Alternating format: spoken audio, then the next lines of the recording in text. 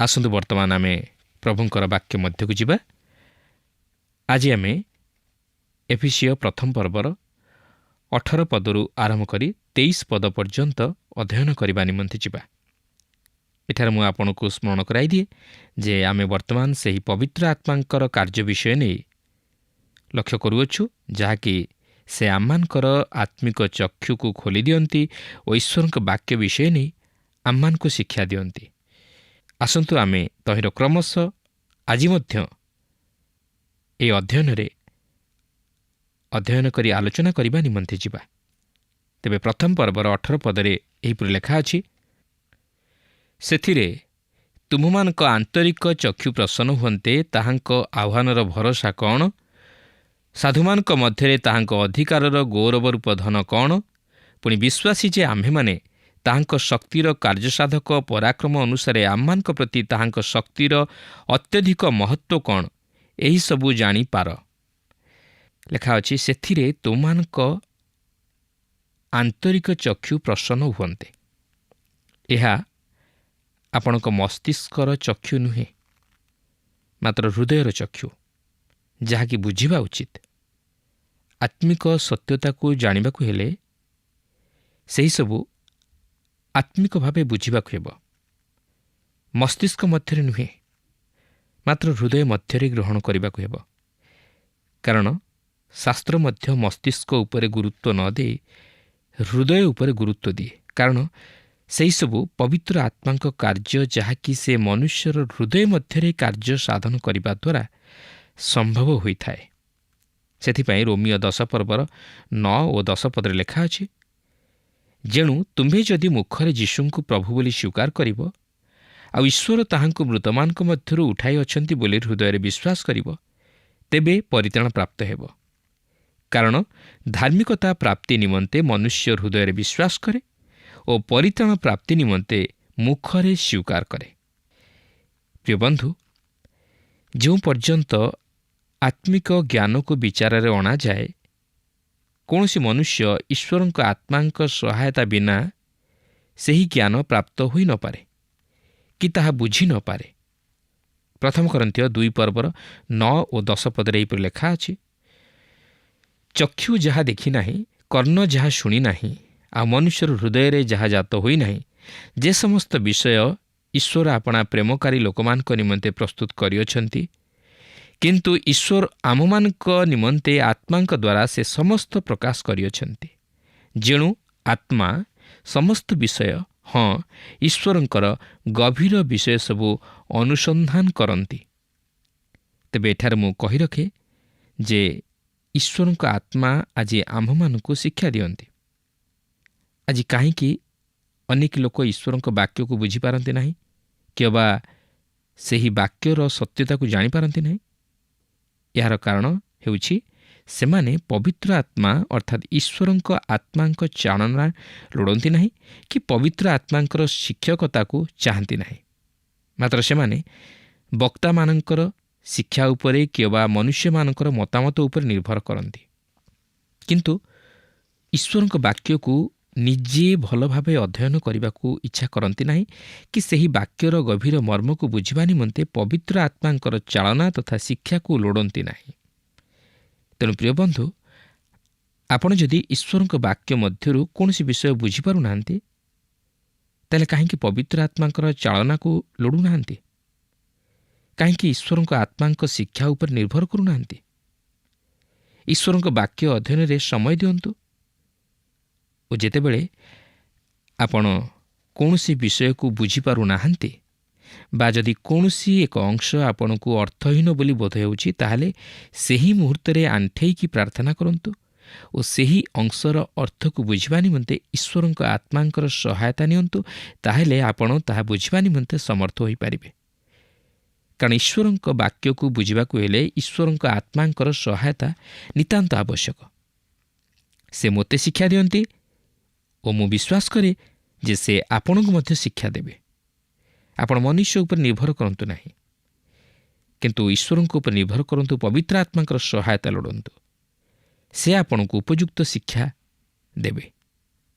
ପ୍ରିୟ ବନ୍ଧୁ, ପବିତ୍ର ଆତ୍ମା ଆଜି ଆମମାନଙ୍କୁ ଶିକ୍ଷା ଦେବାକୁ ଚାହାନ୍ତି, କିନ୍ତୁ କାରଣଟି ହେଉଛି ଯେ ଅଧିକାଂଶ ଆଜି ଈଶ୍ୱରଙ୍କ ଆତ୍ମାଙ୍କର ସାହାଯ୍ୟ ନ ଲୋଡ଼ି ମନୁଷ୍ୟମାନଙ୍କ ଜ୍ଞାନରେ ବା ନିଜର ଜ୍ଞାନରେ ଈଶ୍ୱରଙ୍କ ବାକ୍ୟର ଗଭୀରତାକୁ ମାପିବା ନିମନ୍ତେ ଚେଷ୍ଟା କରନ୍ତି, ମାତ୍ର ସେମାନେ ବିଫଳ ହୁଅନ୍ତି ଓ ଈଶ୍ୱରଙ୍କ ବାକ୍ୟର ବିକୃତ ଅର୍ଥ କରି ଲୋକମାନଙ୍କୁ ଭ୍ରାନ୍ତ ଶିକ୍ଷାରେ ପରିଚାଳିତ କରାନ୍ତି। କିନ୍ତୁ ଆମେ ଏଥିପ୍ରତି ସତର୍କ ହେବା ଉଚିତ। ଲେଖା ଅଛି, ତାହାଙ୍କ ଆହ୍ୱାନର ଭରସା କ'ଣ? ସାଧୁମାନଙ୍କ ମଧ୍ୟରେ ତାହାଙ୍କ ଅଧିକାରର ଗୌରବ ରୂପ ଧନ କ'ଣ? ଏହିସବୁ ଜାଣିପାର। ଆମେମାନେ ଶିକ୍ଷା କରିଛୁ ଯେ ପ୍ରଭୁଙ୍କଠାରେ ଆମମାନଙ୍କର ଏକ ଉତ୍ତରାଧିକାର ରହିଅଛି, କିନ୍ତୁ ଆମେମାନେ ମଧ୍ୟ ଜାଣି ରଖିବାକୁ ହେବ ଯେ ତାହାଙ୍କର ଏକ ଉତ୍ତରାଧିକାର ଆମ୍ଭମାନଙ୍କଠାରେ ଅଛି।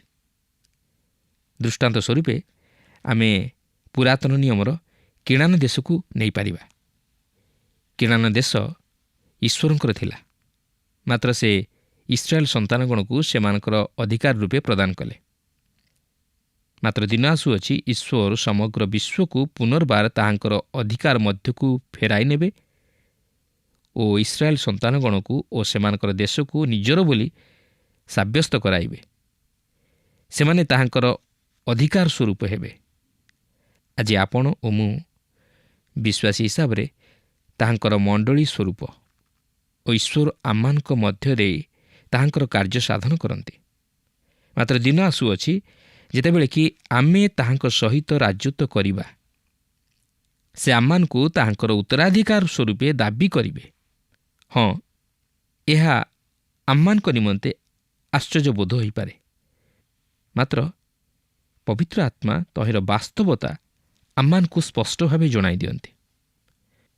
19 ପଦରେ ଆମେ ଦେଖୁ ଲେଖା ଅଛି, ପୁଣି ବିଶ୍ୱାସୀ ଯେ ଆମ୍ଭେମାନେ ତାହାଙ୍କ ଶକ୍ତିର କାର୍ଯ୍ୟସାଧକ ପରାକ୍ରମ ଅନୁସାରେ ଆମମାନଙ୍କ ପ୍ରତି ତାହାଙ୍କ ଶକ୍ତିର ଅତ୍ୟଧିକ ମହତ୍ଵ କ'ଣ ଏହିସବୁ ଜାଣିପାର। ତାହାଙ୍କ ଶକ୍ତିର ଅତ୍ୟଧିକ ମହତ୍ଵ କ'ଣ? ତେବେ ଦେଖନ୍ତୁ ପ୍ରଥମ ପର୍ବର 20 ଓ 21 ପଦରେ ଲେଖା ଅଛି, ସେହି ଶକ୍ତି ସେ ଖ୍ରୀଷ୍ଟଙ୍କଠାରେ ସାଧନ କରି ତାହାଙ୍କୁ ମୃତମାନଙ୍କ ମଧ୍ୟରୁ ଉଠାଇ ସମସ୍ତ ଆଧିପତ୍ୟ, କର୍ତ୍ତାପଣ, ଶକ୍ତି, ପ୍ରଭୁତ୍ୱ, ପୁଣି ଇହକାଳ ଓ ମଧ୍ୟ ପରକାଳରେ ଯେତେ ନାମ ଖ୍ୟାତ ସେ ସମସ୍ତଙ୍କ ଉପରେ ତାହାଙ୍କୁ ଉନ୍ନତ କରାଇ ସ୍ୱର୍ଗରେ ଆପଣା ଦକ୍ଷିଣ ପାର୍ଶ୍ୱରେ ଉପବେଶନ କରାଇଲେ। ସେହି ଅତ୍ୟଧିକ ଶକ୍ତି ଯାହାକି ଖ୍ରୀଷ୍ଟଙ୍କୁ ମୃତମାନଙ୍କ ମଧ୍ୟରୁ ଉଠାଇବାରେ କାର୍ଯ୍ୟ ସାଧନ କରିଅଛି, ସେହି ଶକ୍ତି ଏହା ଏକ ଚମତ୍କାର ଶକ୍ତି।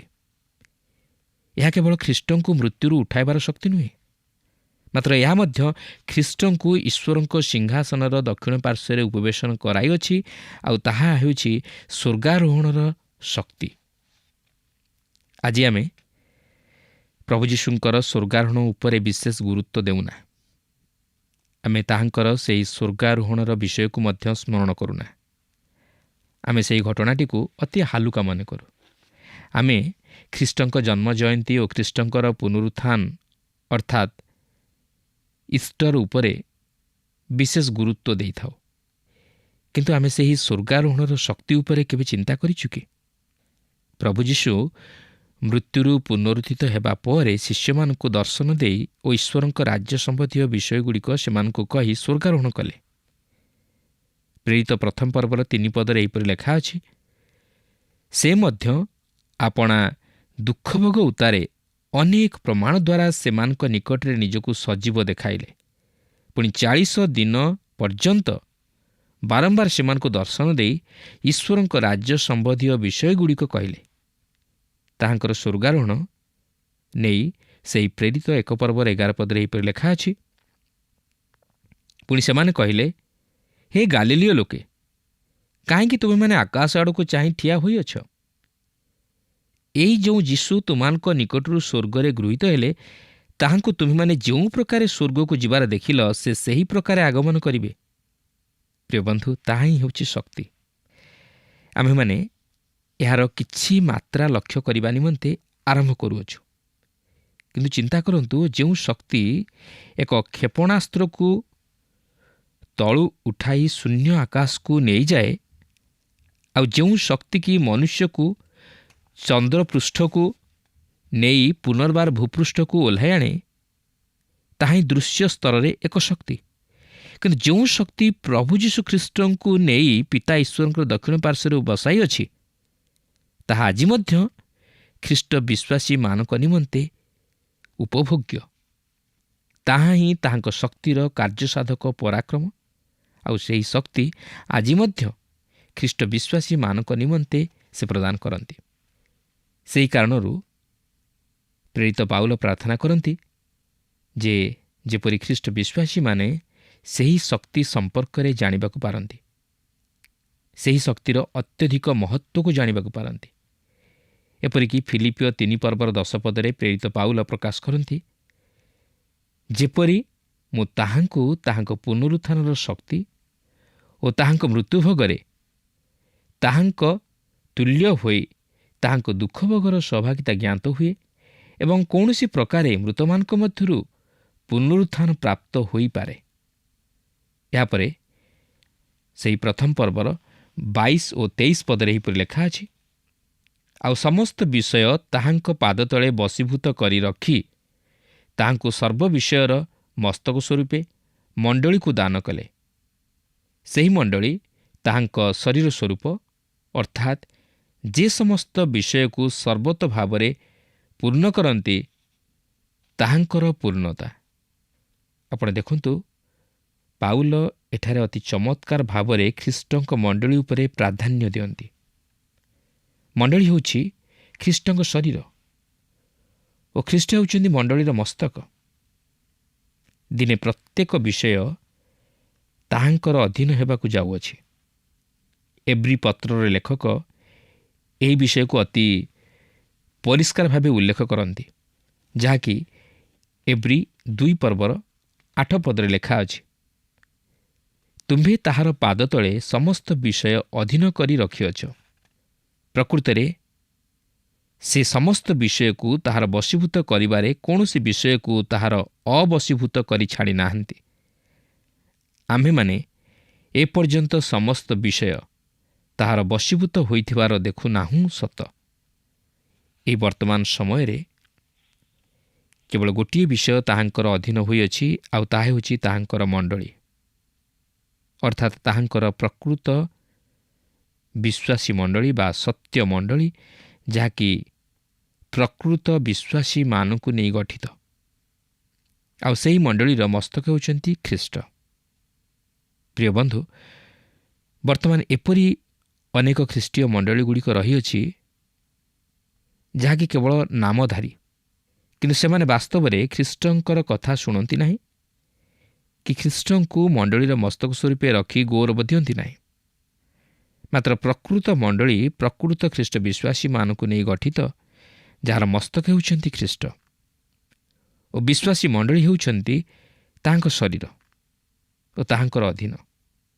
ସେଥିପାଇଁ ପ୍ରଥମ କରନ୍ଥୀୟ 12 ପର୍ବର 12 ଓ 13 ପଦରେ ଏହିପରି ଲେଖା ଅଛି, କାରଣ ଯେପରି ଶରୀର ଏକ ଆଉ ସେଥିର ଅଙ୍ଗ ପ୍ରତ୍ୟଙ୍ଗ ଅନେକ, ମାତ୍ର ଶରୀରର ସମସ୍ତ ଅଙ୍ଗ ପ୍ରତ୍ୟଙ୍ଗ ଅନେକ ହେଲେ ହେଁ ଏକ ଶରୀର ଅଟେ, ସେହିପରି ମଧ୍ୟ ଖ୍ରୀଷ୍ଟ।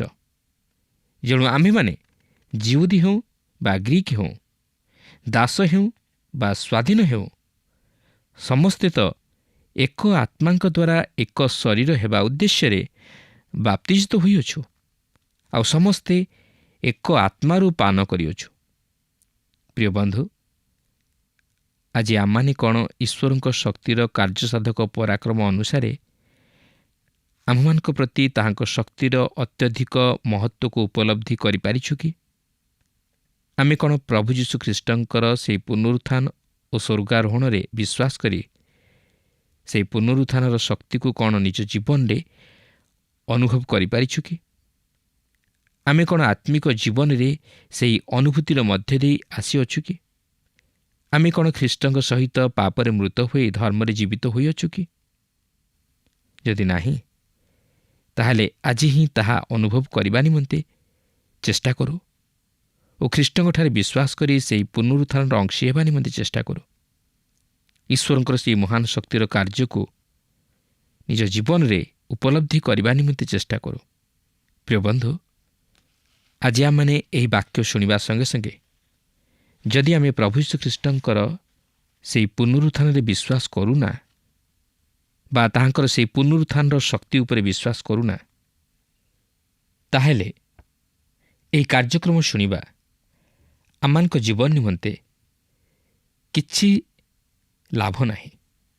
କାରଣ ଖ୍ରୀଷ୍ଟ ବିଶ୍ୱାସୀ ନିମନ୍ତେ ଏକମାତ୍ର ଭରସାର ବିଷୟ ହେଉଛି ସେହି ପୁନରୁତ୍ଥାନ, ଅର୍ଥାତ୍ ପ୍ରଭୁ ଯୀଶୁ ଯେପରି ମୃତ୍ୟୁରୁ ପୁନରୁତ୍ଥିତ ହେଲେ, ପ୍ରତ୍ୟେକ ଖ୍ରୀଷ୍ଟ ବିଶ୍ୱାସୀମାନେ ମଧ୍ୟ ସେହିପରି ମୃତ୍ୟୁରୁ ପୁନରୁତ୍ଥିତ ହେବା ପାଇଁ ଯାଉଅଛନ୍ତି, ଯାହାକି ତାହାଙ୍କର ଆଗମନ ସମୟରେ।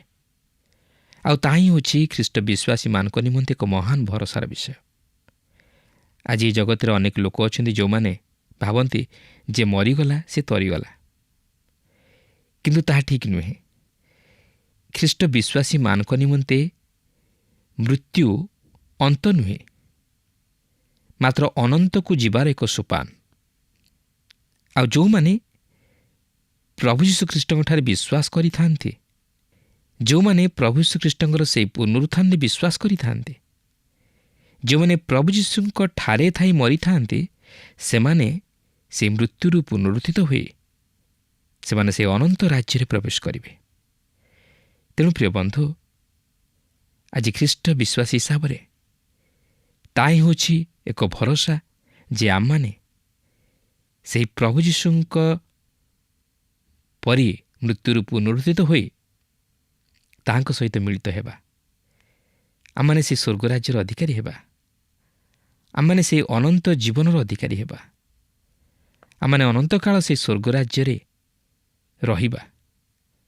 ଆଉ ଯଦି ପ୍ରଭୁ ଯୀଶୁଖ୍ରୀଷ୍ଟ ମୃତ୍ୟୁରୁ ପୁନରୁତ୍ଥିତ ହୋଇନାହାନ୍ତି, ତାହେଲେ ଆମମାନଙ୍କର ବିଶ୍ୱାସ ବୃଥା।